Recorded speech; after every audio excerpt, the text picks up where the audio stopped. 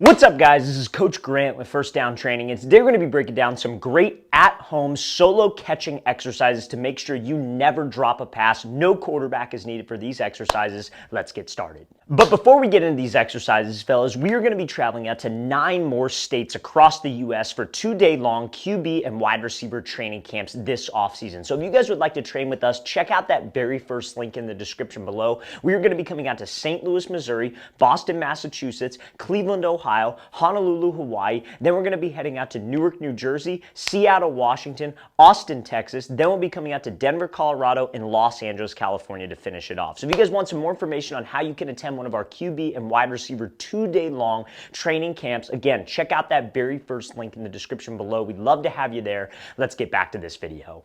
Alright guys, if you don't have a quarterback to throw to you 100 passes a day, because there's no substitute for catching the football, one of the best things that you guys can do to improve your hands is work on your grip strength. So all these exercises we're going to give you today are easy at-home exercises you can do to improve your hands without even catching a pass. So this first exercise is going to be called a farmer's carry. I'm sure a lot of you have seen this before, but essentially this is just obviously going to work on your grip strength. You want to get 2 heavier dumbbells. You could do this with maybe weighted plates if you don't have dumbbells. You could do this with 2 heavy like textbooks. I'm sure all of you go to school. You just anything that has some kind of weight. It has to be heavy. So all you are literally going to do is you're going to pick up this weight and you are going to literally just walk. That's all you're going to do. Now, these are 30-pound dumbbells, but if I was trying to actually get some benefit out of this and wasn't showing an example, I would use something a lot heavier just to make it more difficult because you're not doing curls, you're not doing anything. You're just holding the weight. So for you to get the most out of this to strengthen your hands, I would highly, highly recommend doing farmer's carry with a heavy weight. Now, one of the things that you want to make sure when you do that farmer's carry is that you're walking a good amount of distance, right? So let's not just do it for, 10 steps and then turn around to another 10 steps. Let's do it for maybe 30, 40 yards. So if you're in limited space, like I'm in right now, I'm in my garage. If I'm in my garage and I'm doing these farmer's carries, I would say maybe this garage is like 10 yards wide or 10 yards deep, I should say. I would walk back probably 5 times. So I go up, back, up, back, up. 5 times, about 50 yards, just to get the most we can out of this farmer's carry exercise. So this is the first exercise. Now we're going to get into some more things that will help your grip improve while you're at home.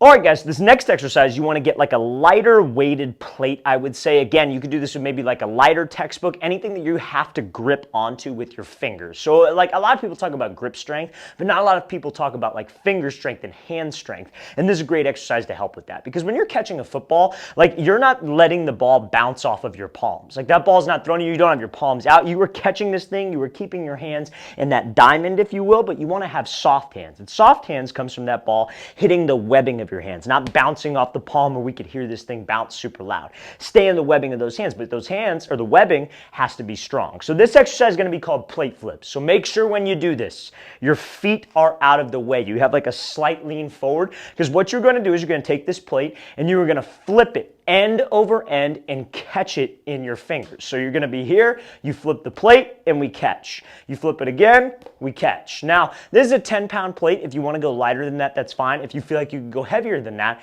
that is fine. But I recommend probably doing about maybe 3 sets of 10 to 12 reps on each hand to strengthen that grip, to strengthen those fingers, which will help you be a better pass catcher.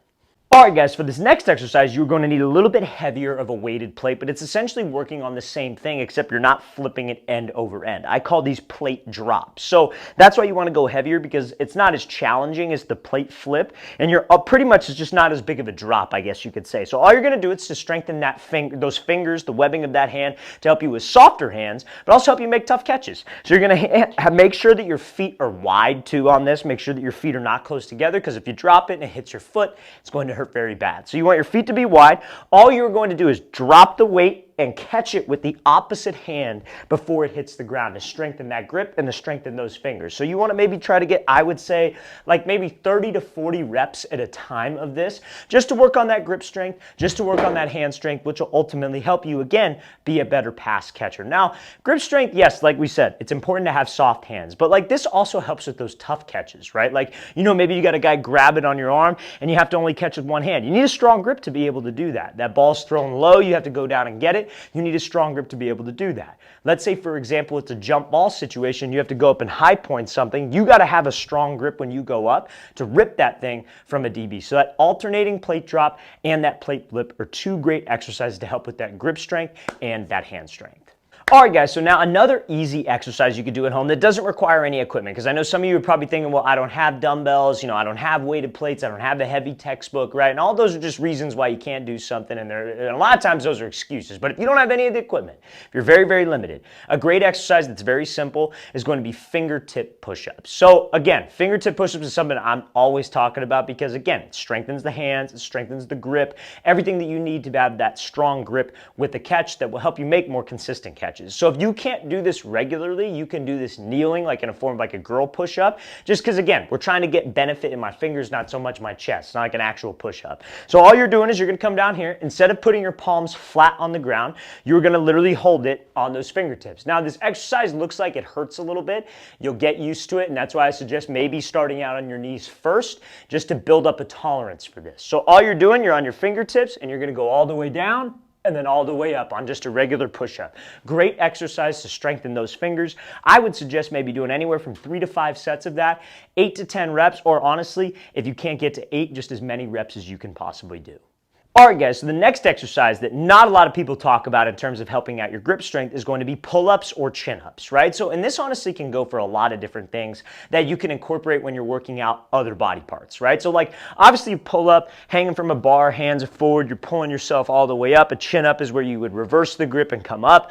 Both of those, like, let's say pull-ups, for example, that's working on your back, right? So let's say you're doing like an upper body day, it's like a push-pull day, whatever the split that you're doing, whatever you're trying to work out, but you add pull-ups in, that is great for wide receivers because not only will that help with your back, but that will also help you improve your grip strength. So pull-ups is a great exercise to do. Now again, chin-ups are great as well. Anything, honestly, that involves you holding a barbell is going to probably help your grip improve. Having you to grab onto a bar, support your weight, whether maybe you're laying on the ground, you have like an inverted row, whatever the exercise might be, where you're forced to hold onto a bar, that is going to help your grip strength a lot. So make sure you don't neglect those exercises. Don't be a guy who's only doing dumbbell work. Don't neglect pull-ups. Anything with a barbell or having to hold onto a bar is going to help that grip improve, which will translate to on-field play. All right, guys, so this next exercise I want to talk about is a great stretch with your hands, because a lot of times when guys try to catch a pass, it almost looks like they have like stiff hands, right? Like that ball will be thrown, they don't have that wide grip, they're not able to stay in that diamond, and that prevents them from using that grip strength that all of these exercises work on and that we try to work on as a wide receiver. So this is called pretty much, I just call this a hand stretch. So all you were doing is you're literally connecting your palms and you're trying to push your middle finger to the front part of your hand. So you're just going to be here and you're going to push all the way back and try to touch that middle finger the best you can.